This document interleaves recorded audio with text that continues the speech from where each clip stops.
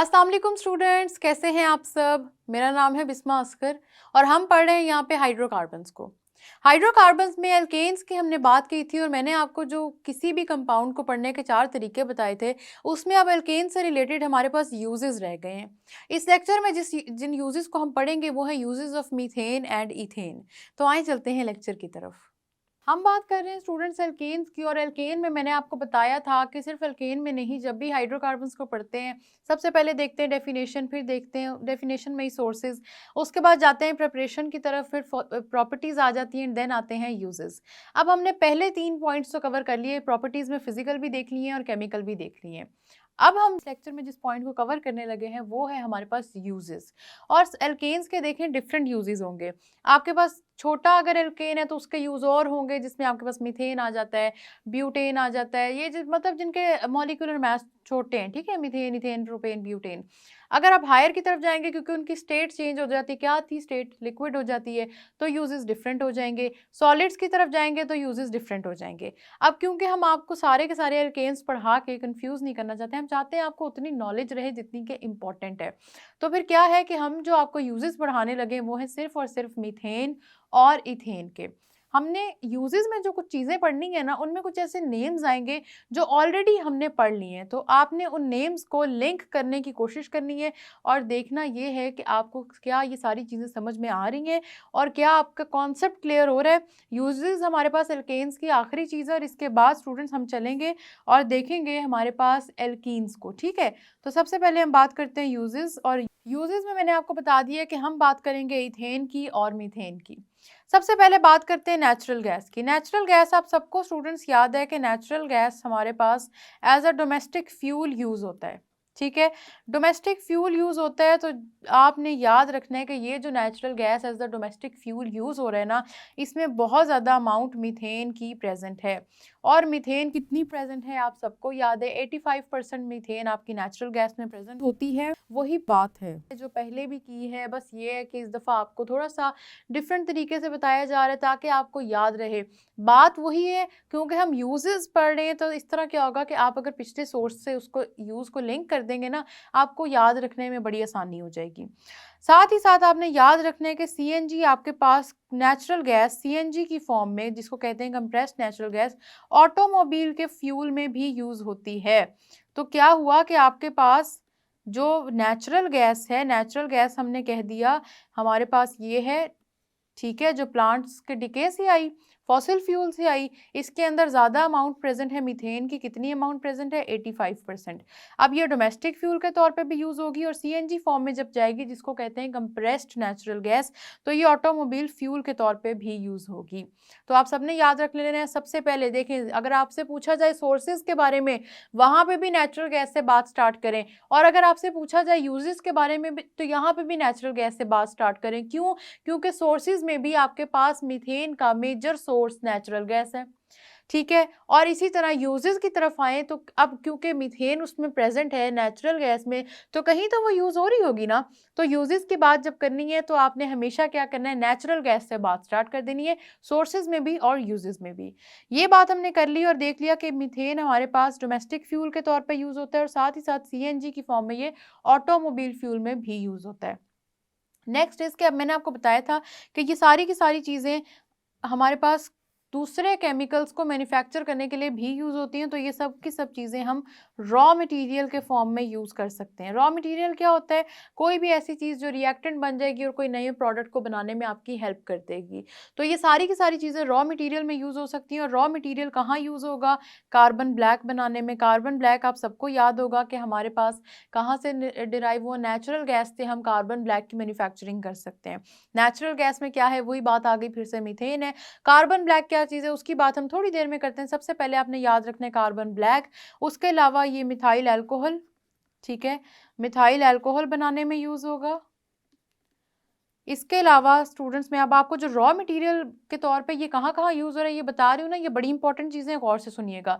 Methyl alcohol, ethyl alcohol, क्योंकि क्या करना है आपने, इथाइल अल्कोहल और मिथाइल अल्कोहल किस तरह बनाना है, एल्केन को एल्काइल में कन्वर्ट कर देना है, करते हैं उसकी बात भी थोड़ी देर में। फिर हमारे पास क्लोरोफॉर्म में ये यूज़ होगा।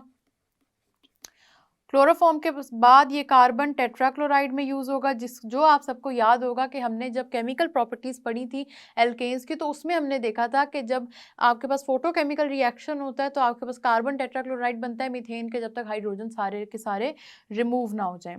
तो कार्बन टेट्राक्लोराइड फॉर्मेशन में ये इंपॉर्टेंट हो गया, ठीक है। और इसके अलावा फॉर्मेल्डिहाइड और एसिटल्डिहाइड। देखिए फॉर्मेल्डिहाइड और एसिटल्डिहाइड, आपको ये सब चीज़ें भूलें ना, इसलिए मैं आपको यहाँ पे इकट्ठे ये सारी चीज़ें समझाती हूँ। इससे आपको समझ आ जाएगी कि मीथेन और इथेन इनमें किस तरह से यूज़ हो रहे हैं। सबसे पहले हम बात करते हैं कार्बन ब्लैक की। कार्बन ब्लैक का क्या होता है कि ये शू पॉलिश में यूज़ होगा, ठीक है। शू पॉलिश में यूज़ होगा क्योंकि ब्लैक में चला जाता है कलर इसका, ठीक है। शू पॉलिश में यूज़ हो जाएगा और रबर की पॉलिशिंग के लिए यूज़ होगा। ये यूज़ मैंने आपको पहले भी बताया था, ठीक है। तो ये प्रिंटर की इंक भी बना देगा, क्योंकि ये ब्लैक कलर है तो ये सारी की सारी चीज़ें कार्बन ब्लैक से पॉसिबल हो जाती हैं। तो ये समझ में आया कि कार्बन ब्लैक कहाँ यूज़ हो रहा है। कार्बन ब्लैक यूज़ हो रहा है, मैं आपको रिपीट कर रही हूँ ताकि आपको याद रह जाए। शू पॉलिश में, रबर की पॉलिशिंग के लिए, रबर इंडस्ट्री के फिलर के तौर पर यूज़ होता है। और साथ ही साथ क्या होता है कि ये प्रिंटर्स की इंक के लिए भी। कार्बन ब्लैक यूँ समझ लें ब्लैक कलर का पाउडर है, तो ब्लैक कलर का पाउडर आपको पता है फिर कहाँ कहाँ यूज़ हो सकता है, वो हम खुद ही अंदाज़ा लगा लेते हैं कि वो कहाँ कहाँ यूज़ होगा। वो शू पॉलिश में यूज़ हो जाएगा, वो रबर के फिलर्स, रबर क्योंकि आपको पता है कि टायर्स जब बनते हैं उस पर जो रबर लगेगा फिर वो ब्लैक कलर का होगा, उसके फिलर के तौर पर यूज़ हो जाएगा। और साथ ही साथ प्रिंटर्स की इंक के लिए भी कार्बन ब्लैक यूज़ होता है। फिर हम बात कर लेते हैं मिथाइल अल्कोहल की। मिथाइल अल्कोहल कैसे बनेगा। मिथाइल है, इसका मतलब है कि मीथेन में से आपने इसको CH3 बनाना है हाइड्रोजन रिमूव करके, और साथ आपने OH लगा देना है। इस तरह बन गया आपका मिथाइल अल्कोहल। तो आपने देखा कि हम जो बात कर रहे थे कि हाइड्रोकार्बन्स को पेरेंट क्यों कहा जाता है पूरी ऑर्गेनिक केमिस्ट्री का, क्योंकि इनको जब आप एल्काइल ग्रुप्स में कन्वर्ट करते हैं तो बड़ी आसानी से साथ कोई भी और चीज़ अटैच करें और आपने इनको क्या बना देना है, आपने इनको बना देना है कोई भी नई क्लास ऑफ कंपाउंड। अब एल्कोहल आपको पता है एक अलहदा क्लास है, लेकिन एल्कोहल आ किधर से रही है, ये देख लें, एल्केन से आ रही है। एल्केन हमारे पास कौन सा है, मीथेन है। तो मीथेन से क्योंकि हमारे पास एल्कोहल आ रहा है, मीथेन को मिथाइल बनाएंगे और फिर आएगा हमारे पास एल्कोहल। साथ ही साथ आप बात करते हैं एल्थाइल अल्कोहल की। इथाइल क्या है, इथेन, ठीक है। तो यहाँ पे आपके पास 2 कार्बन वाला हम लेंगे C2H5। स्ट्रक्चर खोल के लिख लें, स्ट्रक्चर बंद करके लिख लें, वो आपकी मर्जी है, लेकिन C2H5 और साथ ही साथ OH ऐसे करके अटैच हो जाएगा। एल्कोहल एक अलहदा क्लास है, लेकिन देख लें कि एल्कोहल को बनाने के लिए भी किस चीज़ की ज़रूरत पड़ गई, एल्केन की ज़रूरत पड़ गई। तो आप सबने याद रखना है कि हमारे पास एल्केन कहाँ कहाँ यूज़ हो रहे हैं। कार्बन ब्लैक को डिस्कस कर लिया, मिथाइल अल्कोहल और एथाइल अल्कोहल को भी डिस्कस कर लिया।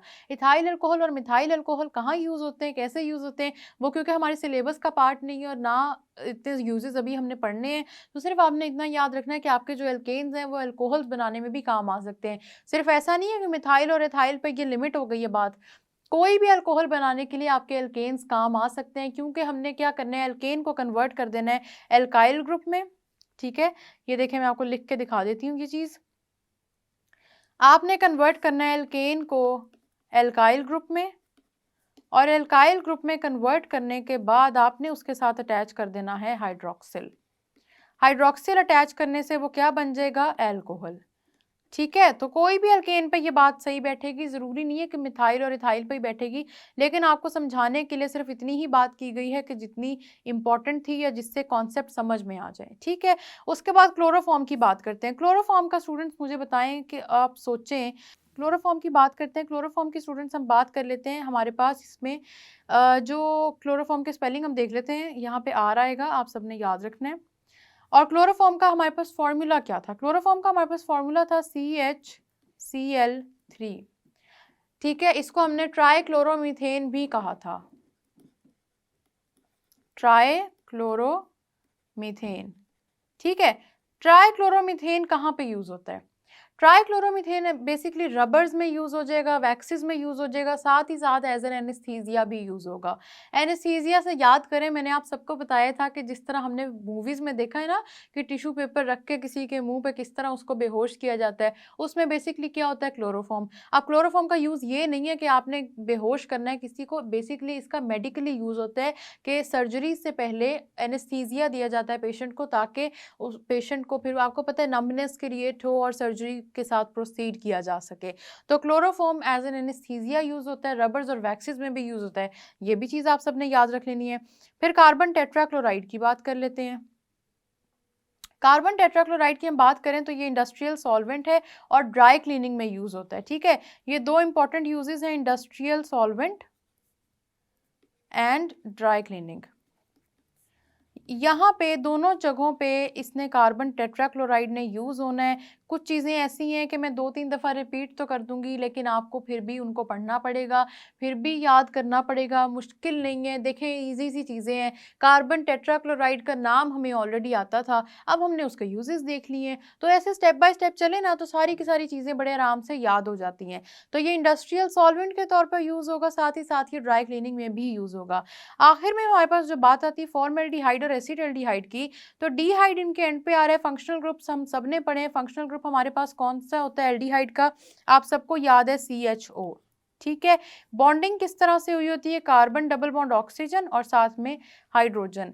अब जरा याद करें कि फॉर्मेल्डिहाइड कैसे बना था। हमने कहा था कि एल्डिहाइड में आपके पास एक तरफ ये जो जहां पे R ग्रुप लग सकता है, ये R आपके पास हाइड्रोजन भी हो सकता है और कोई भी अल्काइल भी हो सकता है। ठीक है, तो हमने क्या किया कि यहाँ पे हाइड्रोजन अटैच कर दिया। सबसे पहले हाइड्रोजन अटैच करने से हमारे पास ये बन गया फॉर्मेल्डिहाइड। ठीक है, और अगर हमने इसकी जगह मिथाइल ग्रुप अटैच कर दिया हाइड्रोजन की जगह, तो हमारे पास बन गया एसिटाल्डिहाइड। अब देखें, दोनों फॉर्मेल्डिहाइड में देखें एक कार्बन है, आप एसिटाल्डिहाइड में देख लें 2 कार्बन हैं। तो फिर मुझे बताएं कि चीज़ें कहाँ से आई हैं। ये चीज़ें ऐसे ही आई हैं कि आपके जो एल्केन्स हैं उनके हाइड्रोजन रिमूव करके कार्बन को ये फैसिलिटी प्रोवाइड की गई है कि वो फर्दर और रिएक्शंस करे, फर्दर और चीज़ों के साथ कंबाइन करके जब वो रिएक्ट करता है तो क्या होता है कि आपके पास एक नया कंपाउंड बन जाता है। और वो जो नया कंपाउंड बन जाता है वो आपके पास कोई भी फंक्शनल ग्रुप हो सकता है। मैंने आपको पहले ही बताया था कि एल्केन्स इतने बेसिक हैं कि इनके जब आप सब्स्टिट्यूशन रिएक्शंस करते हैं ना, मतलब ऑलरेडी एग्जिस्टिंग चीज़ को रिमूव करें, नई चीज़ ऐड करें, तो नई चीज़ की जगह आप कुछ भी ऐड कर दें, कोई भी फंक्शनल ग्रुप लिख सकते हैं। एसिटाल्डिहाइड और फॉर्मेल्डिहाइड से वो एग्जांपल भी हमने आपको समझा दिए। याद रखना है ये स्ट्रक्चर्स आपने ड्रॉ भी करने हैं, अगर पेपर में आते हैं ना, तो आपने जब यूजेस लिखने हैं तो कोशिश करें स्ट्रक्चर्स भी ड्रॉ करें। मैं आपको बार बार स्ट्रक्चर ड्रॉ करने का क्यों कहती हूँ, ठीक है, बात यहाँ तक कि पेपर में अगर आप इसको ड्रॉ नहीं भी करेंगे तो कोई मसला नहीं होगा, लेकिन अब भी अगर आप इनके यूजेस पढ़ते हुए ड्रॉ कर लेंगे ना, एक तो आपको वो स्ट्रक्चर भूलेंगे नहीं, फंक्शनल ग्रुप की भी तैयारी हो जाएगी साथ ही साथ, क्योंकि हमें फंक्शनल ग्रुप भी फिर समझ आ जाएंगे। और तीसरी इंपॉर्टेंट चीज़ ये है कि कॉन्सेप्ट सारे के सारे जब मिक्सअप होंगे तो माइंड में हमें कन्फ्यूजन नहीं होगी, फिर हमें कॉन्सेप्ट्स को उनके मुताबिक डिफ्रेंशिएट करना आता होगा और हमें पता होगा कि कैसे हमने पेपर में इन सब चीज़ों को लिखना है। ठीक है, इसके अलावा मैं आपको इंटरेस्टिंग फैक्ट्स कुछ बता देती हूँ। यहाँ पे आपने क्या करना है, कभी बिना, हमने मार्श गैस की बात की थी ना जिसमें मीथेन होता है। ठीक है, मार्श गैस में मीथेन, अब मार्शी प्लेसेस पे जाके ना अगर आप स्टिक मारे उस पानी के अंदर, वो जो खड़ा होता है, जो वाटर जिसने कवर किया होता है सारी ग्रास को, अगर आप उसके अंदर कोई स्टिक पॉक करें तो आप देखेंगे कि बबल्स बनने शुरू हो जाते हैं। और वो बबल्स क्यों बनते हैं, वो बबल्स इसीलिए बन रहे होते हैं क्योंकि वहाँ पे मीथेन गैस ऑलरेडी बन रही है। हमने क्योंकि पढ़ा है, क्योंकि बैक्टीरियल डिके हो रहा है वेजिटेटिव मैटर का, तो आपके पास बन रही है मीथेन गैस। दूसरी चीज़ ये है कि ऑर्चिड्स फ्लावरिंग प्लांट्स हैं, नहीं पता आप सबको, तो बड़े खूबसूरत से फ्लावरिंग प्लांट्स होते हैं, बड़े प्यारे प्लांट्स होते हैं। ठीक है, इन्होंने एक प्रोसीजर करना होता है पॉलिनेशन का। पॉलिनेशन आपको पता है क्यों होती है, ताकि आपको पता है मज़ीद फ्लावरिंग प्लांट्स बन सकें। ठीक है, पॉलिनेशन के इस प्रोसेस में क्या होता है कि अब फ्लावर ने क्योंकि बीज को अट्रैक्ट करना है कि वो आके पॉलिनेशन करें, तो फ्लावर से ये जो बीज को अट्रैक्ट करने का प्रोसीजर होता है ना, इसमें ये होता है कि ऑर्चिड्स, ये जो फ्लावर्स हैं, ये एल्केन्स प्रोड्यूस करते हैं। अब एल्केन्स क्योंकि डिफरेंट तरह के होंगे, जिनकी कोई ना कोई खुशबू है, कोई ना कोई एक स्पेसिफिक सेंट है, तो वो सेंट के मुताबिक एल्केन्स हो जाएंगे प्रोड्यूस, और उन एल्केन्स की प्रोडक्शन की वजह से क्या होगा कि यहाँ पे बीज अट्रैक्ट होंगे, बीज विल बी अट्रैक्टेड। ठीक है, ये बात सबने समझ आ रही है आप सबको कि एल्केन आपके देखें कहाँ कहाँ यूज़ हो रहे हैं। ऑर्चिड्स ने यूँ समझ लें कि बीज को अपनी तरफ अट्रैक्ट करने के लिए जो चीज़ प्रोड्यूस करनी है वो है एल्केन्स। एल्केन प्रोड्यूस होंगे ऑर्चिड्स के अंदर। ऑर्चिड्स क्या चीज़ें, आपके फ्लावरिंग प्लांट्स हैं। तो इस तरह से आपके पॉलिनेशन का प्रोसेस होना स्टार्ट हो जाता है आपके ऑर्चिड्स में। तो यहाँ पे हमने यूजेस पढ़े हैं इथेन और मीथेन के, जितने कंपाउंड्स अभी हमने पढ़े हैं जिसमें आपके पास कार्बन ब्लैक था, ये सब चीज़ें आपने याद रखनी है। कार्बन ब्लैक हो, इथाइल अल्कोहल हो, मिथाइल अल्कोहल हो, एसिटल्डिहाइड हो, आपके पास फॉर्मल्डिहाइड हो, या कार्बन टेट्राक्लोराइड और क्लोरोमीथेन, ये सारी की सारी चीज़ें आपके पास मीथेन और इथेन से डिराइव होती हैं। ठीक है, मीथेन और इथेन से सबसे बेसिक जो तरीका मैंने आपको बताया डेरिवेशन का वो यही है, एल्केन का हाइड्रोजन रिमूव करें, उसको एल्काइल ग्रुप में कन्वर्ट करें, एल्काइल ग्रुप में कन्वर्ट करने के बाद उसके साथ कोई भी चीज़ अटैच कर दें, और कोई भी चीज़ अटैच करने से क्या होगा कि आपके पास एक न्यू क्लास ऑफ कंपाउंड्स बन जाएगी या न्यू फंक्शनल ग्रुप बन जाएंगे। कौन से न्यू फंक्शनल ग्रुप बने हमने अभी देख लिए कि अगर आप मीथेन या मिथाइल ग्रुप को लेते हैं तो आप एल्कोहल्स बना सकते हैं। साथ ही साथ हमने देख लिया कि हम एल्डिहाइड्स भी बना सकते हैं। तो 2 फंक्शनल ग्रुप तो हमने इसी तरह पढ़ लिए, और सिर्फ ये यहाँ तक रिस्ट्रिक्टेड नहीं है, आप कोई भी फंक्शनल ग्रुप इस तरह से बना सकते हैं। याद रखने वाली बस चीज़ें ये हैं कि स्टूडेंट्स, जो मैंने आपको यूजेस पढ़ा दिए ना, ये पेपर में आते हैं। हमेशा मैं आपको ट्रिक बता देती हूँ याद करने की, सोर्सेज की बात हो या यूजेस की बात हो, हमेशा नेचुरल गैस से शुरू करें, क्योंकि जो आपकी नेचुरल गैस है ना, वो आपकी नेचुरल गैस बिल्कुल बेसिक सोर्स है एक तो मीथेन का, और क्योंकि वो कहीं ना कहीं यूज़ हो रही है तभी तो पता लगा कि उसमें मीथेन इतनी ज़्यादा ऑलरेडी प्रेजेंट होती है। तो नेचुरल गैस से शुरू करेंगे, नेचुरल गैस में किस तरह मीथेन प्रेजेंट होती है और कहाँ पाई जाती है। दूसरी बात ये है कि एक चीज़ होगी कि अगर आपके पास केमिस्ट्री लैब में उससे कोई ना कोई नई चीज़ हमेशा बन जाती है। वो नई चीज़ें हमारे पास क्या बनेगी, हमारे पास एल्केन रिएक्ट करेंगे एज रॉ मटेरियल्स, और नई चीज़ें बन जाएंगी, कार्बन ब्लैक, फर्टिलाइजर्स, आपके पास और इतनी चीज़ें बन जाती हैं। ये कार्बन ब्लैक और फर्टिलाइजर्स के अलावा देखें आपके पास methyl alcohol, ethyl alcohol, formaldehyde, acetaldehyde, chloroform, carbon tetrachloride जो है, और उसके अलावा कार्बन टेट्राक्लोराइड बनता है क्लोरोफॉर्म के अलावा, और क्लोरोफॉर्म का क्या फार्मूला था, ट्राइक्लोरोमीथेन। ये सारे के सारे जो हमने अभी पढ़े हैं ना, इनके यूजेस बड़े इंपॉर्टेंट है, क्योंकि पेपर में शॉर्ट क्वेश्चन आ जाता है, write down the uses of alkanes. तो यूजेस ऑफ एल्केन्स में जिन 2 कंपाउंड्स की बात करनी है, पहले आपने स्पेसिफाई करना है that we are going to discuss the uses of ethane and methane. ठीक है, क्योंकि ये 2 बेसिक है हमारे पास, इनको स्टडी करना ईजी है। हम क्या करें, हम मिडल से तो नहीं कोई उठा सकते ना 15 कार्बन आइटम वाला, हम स्टार्ट से स्टार्ट करेंगे, और बेसिक से हमारे पास सिर्फ मीथेन और इथेन सबसे छोटे आते हैं, इधर से ही हमने करना है स्टार्ट, और उसके बाद आपके पास यूजेस में ये चीज़ इंक्रीज होती जाएगी, और फिर आपके पास ये पूरा का पूरा क्वेश्चन कंप्लीट हो जाएगा। तो पेपर में एक तो स्टूडेंट्स ये आ जाता है, एक तो आपके पास आ जाता है question, write down the uses of alkanes. ये क्वेश्चंस लिख लें अभी, आप अगर अभी इसके साथ ही यूजेस को रिवाइज कर लेंगे ना तो आपके लिए बड़ा आसान हो जाएगा। ठीक है, क्वेश्चन साथ साथ लिख लें। दूसरा क्वेश्चन जो पेपर में पूछा जाता है वो इस तरह से होता है, write down the sources of methane. और मीथेन के सोर्सेज आप सबको पता है क्या है, हमने इतने डिस्कस कर लिए हैं। मार्शी गैस है आपके पास मीथेन की, इसके अलावा नेचुरल गैस है, पेट्रोलियम है, और सिर्फ इतना ही नहीं, आपसे ये भी कहा जा सकता है अगर इन्हीं क्वेश्चंस की हम बात करें ना, write down the sources of alkanes. ठीक है, तो ये सारी चीज़ें मैं आपको क्यों बता रही हूँ, ये मैं आपको इसलिए बता रही हूँ कि अभी आप ये क्वेश्चंस लिख लें और अभी इनके आंसर्स देखें। ठीक है, सिर्फ इतना ही नहीं, आपसे और क्या चीज़ पूछी जाएगी पेपर में, एक और क्वेश्चन बहुत इंपॉर्टेंट है स्टूडेंट्स, याद रखना है, how do you prepare alkanes. ठीक है, ये इंपॉर्टेंट चीज़ है। एल्केन से रिलेटेड जितने क्वेश्चंस है ना वो मैं सारे आपको बता रही हूँ। इसके अलावा नेक्स्ट क्वेश्चन आ जाता है, why alkanes are called paraffins. अब पैराफिन्स क्यों कहते हैं ये भी हमने बात डिस्कस कर ली थी, क्योंकि इनकी रिएक्टिविटी बहुत थोड़ी है, ये सारी चीज़ें होती हैं, तो आपने वो सारा भी लिख देना है। एक और बहुत इंपॉर्टेंट क्वेश्चन जो पेपर में आ जाता है वो ये है, what is the structure of methane, ethane, propane and butane.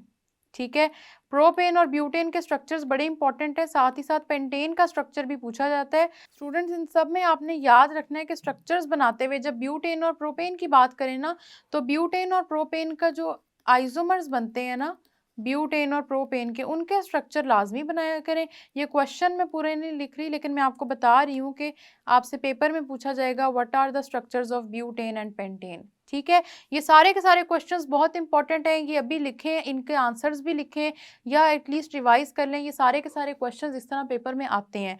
और एल्केन्स के बारे में कोई भी दो चीज़ें उठा के, इनकी फिजिकल और केमिकल प्रॉपर्टीज आपसे लॉन्ग क्वेश्चन में पूछी जा सकती हैं। रिएक्शंस के बगैर और स्ट्रक्चर्स के बगैर इनमें से कोई क्वेश्चन आपने कंप्लीट नहीं करना। ठीक है, चाहे सोर्सेज की बात क्यों ना हो, मीथेन का स्ट्रक्चर ड्रॉ करें, चाहे यूजेस की बात क्यों ना हो, मीथेन और इथेन दोनों का स्ट्रक्चर ड्रॉ करें, और फॉर्मेल्डिहाइड और एसिटल्डिहाइड के स्ट्रक्चर्स भी ड्रॉ करें। इस तरह से आपका क्वेश्चन हो जाएगा कंप्लीट, और आपके पास ये सारे का सारा पेपर पॉइंट ऑफ व्यू से मैंने आपको बता दिया कि हमने प्रिपरेशन किस तरह करनी है। तो जो मैंने आपको यूजेस बताए हैं सारे के सारे उनको याद रखना है। साथ ही साथ मैंने जितने भी टॉपिक्स बताए हैं और जितने क्वेश्चंस बताए हैं आपको एल्केन से रिलेटेड अभी तक के सारे लेक्चर्स में, इनको भी याद रखना है। एल्केन एक इंपॉर्टेंट टॉपिक है, पेपर में इससे क्वेश्चन आ जाते हैं, इसलिए इनको आपने लाइट बिल्कुल नहीं लेना। आप इन सबको करें दोबारा से रिवाइज। हम मिलेंगे नेक्स्ट लेक्चर में, तब तक के लिए अल्लाह हाफिज़।